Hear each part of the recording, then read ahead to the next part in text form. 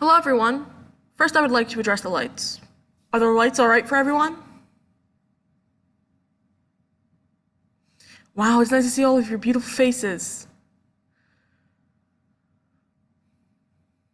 Alright, so I'm curious. I'm going to ask you a few questions. If the question relates to you, please raise your hand. If you're an interpreter, raise your hand. The room is full of interpreters today. If you are a student of interpreting, please raise your hand.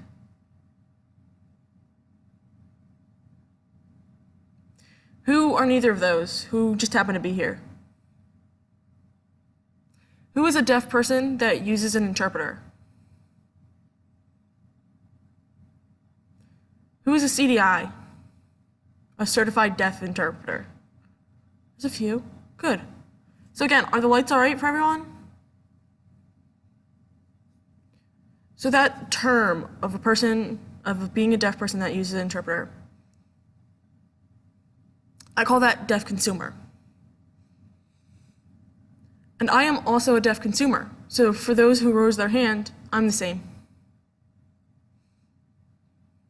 I was born a deaf consumer. When I was born, I was automatically a deaf consumer. My entire family is deaf. My mom, my dad, my brother. Back on the day when I was born, my family has a picture of it. There's my mom. She looks exhausted because she just had me. There's my dad. And then there's a third person. Who is that third person? That third person was my family's interpreter. In my first picture, there's an interpreter. I've been using interpreters my entire life. During elementary school, I was put into regular schools. I wasn't put in a deaf school. My parents thought it would be good for me learning English to go to elementary school with hearing people.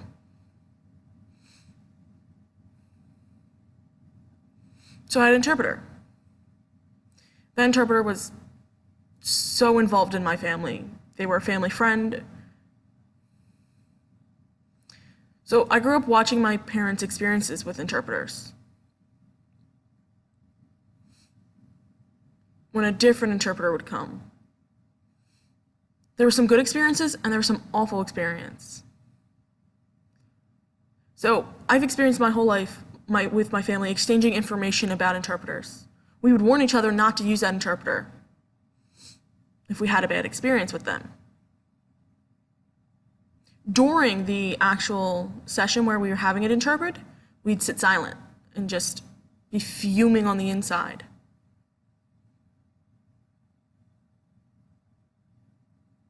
There was one time I had a 2-hour meeting that had an interpreter, and it was a horrible experience. As soon as that meeting was done, I informed people in the community not to use that interpreter. Do you know what happened to technology in the 80s and 90s? There was a technology explosion. Do you remember before the old TTY, how slow and chunky it was? It would print you a receipt that you had to read. Sometimes 6 months would go by when I wouldn't have understood what someone was talking about. And then finally, I'd understand. That was technology in the past. But in the 80s and 90s, it exploded. Now we have cell phones and we can text people.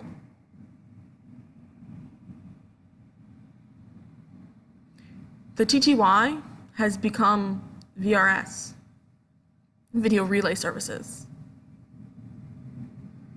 You don't have to write it down anymore. You can sign, and it can be interpreted for you.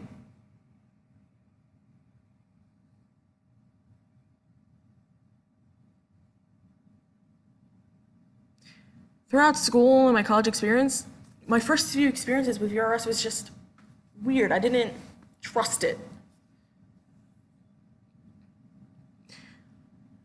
Having it have to go through an interpreter that I know nothing about, and then to the hearing person I'm trying to talk with.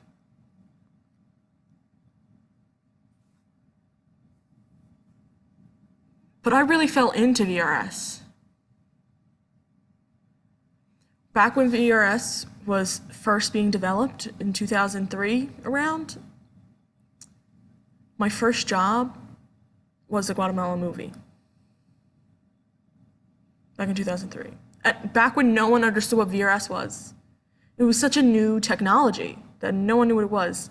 I asked my parents, and they said they would never use it because they thought they had to get all dressed up and ready before they did it. They were stuck in the old ways of using TTY.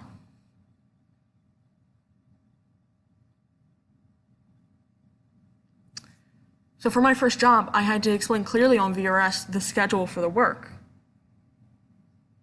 But before I can explain what VRS is, I have to understand what it is itself.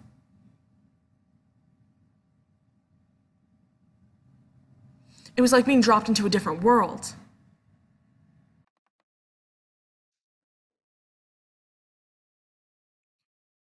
So I ask you all to think back to the past.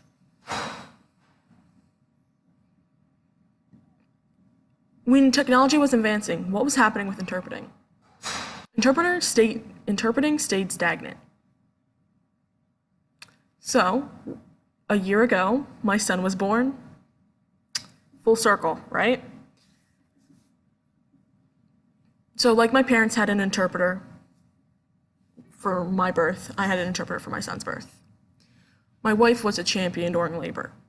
But after labor, my son was in the hospital for a week. He was in the NICU. That week was the worst week of my life for two reasons. All the stress over my baby being sick and communication.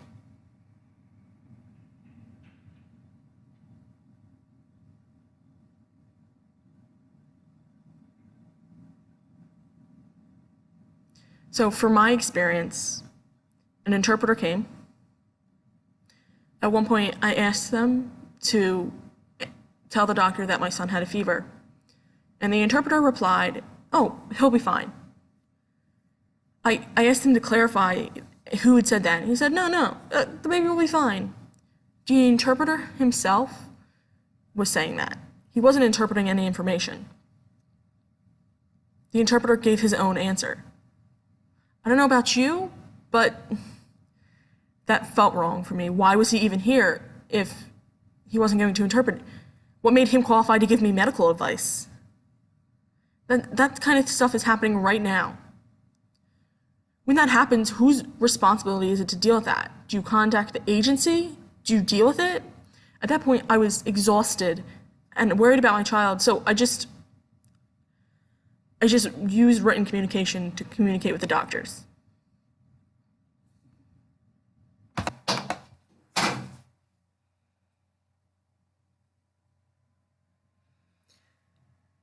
So that was me discussing the deaf world. Let's open up the discussion to just the entire world. So when something happens in the world now, who fights for our rights? The federal government? Organizations? Nonprofit organizations? Do they fight for our rights? In the past, they were the ones who fought for our rights. But today, who is it? Not in the deaf community, in the open world. Who fights for us? Is it the government? Is it organizations? I don't think it's them. Do you remember Tim Cook, the CEO of Apple, arguing with the FBI over privacy? How the FBI wanted access to our phones, and Tim Cook fought against that? The information in our phones is like hooking a wire into our brain and you just can open up and analyze us. Apple is a private company. They're for profit. But they stood up against this. They fought for our right to our privacy. The whole world looked to them.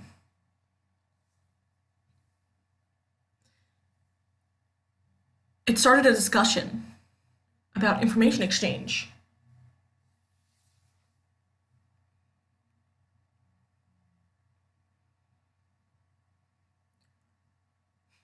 Just looking at how private companies stand for rights, you can see how the world is changing.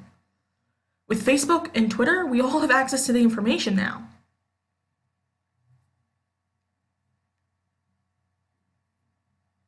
So let's look at the deaf community. Whose responsibility is it to fight for our rights?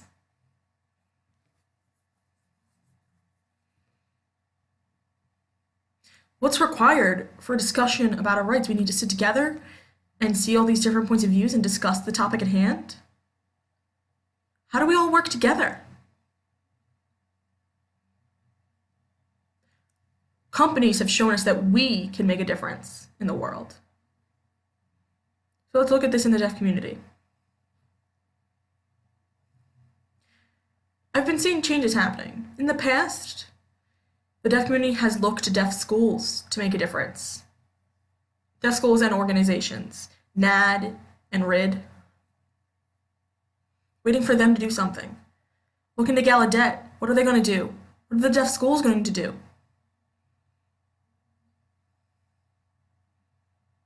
I feel like that's not happening anymore. We're all complaining about whose responsibility is to fight for our rights, but really? The world is changing. Before, yes, we put the responsibility on them.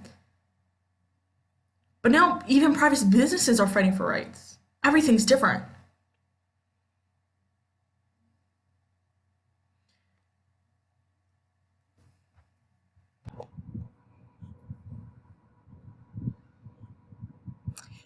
I feel like I don't know who to look to anymore. Whose responsibility is it to fight for our rights? Maybe we need to recognize that the world is changing. In the past, it was these institutions like Gallaudet and other organizations and establishments to take care of this kind of stuff. We look to them to fight for our rights. But now, the world is changing.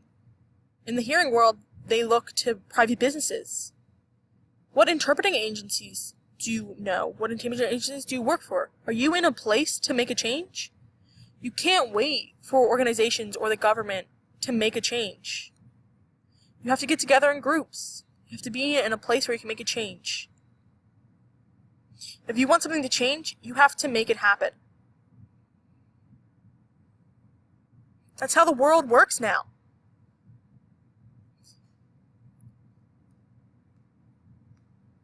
So, COVE, COVE, is VRS. So, we had an in-house meeting discussing our standards and how to raise our standards. FCC says you can't have a preferred interpreter. Interpreting in VRS isn't a competition.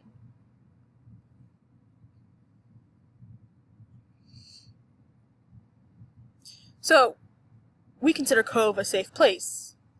Interpreters and deaf people can communicate about what they think needs to change, come together and discuss how changes need to be made in the world, to VRS in particular.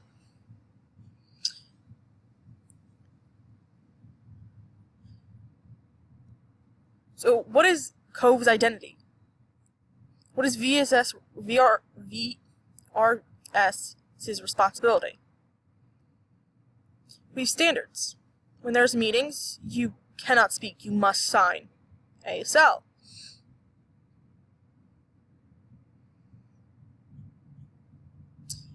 I have to tell you, there's something that I'm sick of.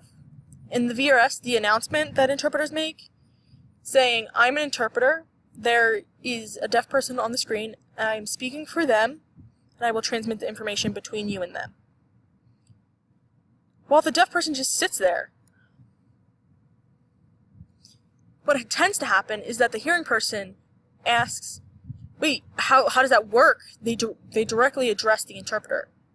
And then the interpreter directly answers. So the interpreter confuses the situation. They say, I'm here, but pretend I'm not here. So in this meeting discussing what standards we think would change, we discussed this announcement. Many people thought we should kick it all together, but it was a safe place to discuss this. Many other people in the community thought that it needed to change. many people wanted to just get rid of the announcement altogether. But hearing people are not ready for that yet. They're close, but no cigar. Hearing people have a calling culture. It's back and forth in quick session. If someone doesn't answer, they hang up. That's the boundaries they live in. We, as deaf people, we live in a different culture. We want them to wait for us because we know the interpreter has to interpret what we're saying. So how? How do we change it?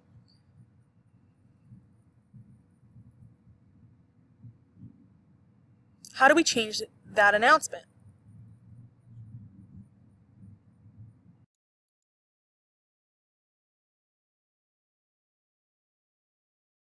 So how do you make that direct line of communication with the hearing person happen? So, you know magician shows? Where the magician does their disappearing act. The sheet comes down and then they disappear. What really happens is they have a mirror on an angle and hooked up with strings so that they can disappear.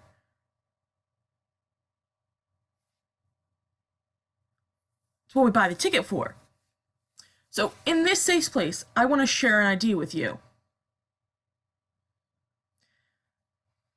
My idea is a solution for that announcement. So have the interpreter say, "Hello, I am speaking through a sign language interpreter." That phrase, "I am speaking through a sign language interpreter," while they make clear to the deaf person that they're speaking as them. That means when the hearing person responds, they'll automatically be talking to the deaf person. So the deaf person themselves can explain. The interpreter doesn't have to take on that role. That takes the interpreter out of the situation. No one has to directly address them.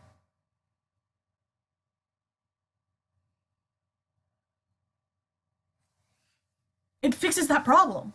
So in this safe place, as we discuss this, interpreters express concerns that it is a lie and it twists the truth. And because there are deaf people around, they can clear it up. That we're fine with it. And in truth, my company has been doing that for 3 years now. Maybe you don't even realize it, but if you read their lips, that's what they've been using.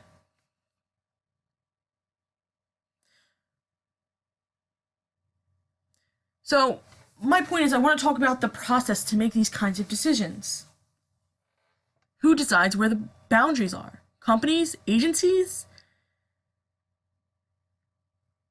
Who's in the place to make the change?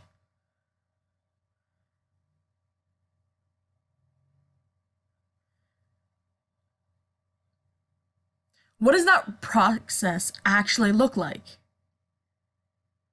So, remember how I asked how many of you were interpreters, how many of you were students, and so on? We are all people in a place to make a difference. This evening, there's a workshop on this topic.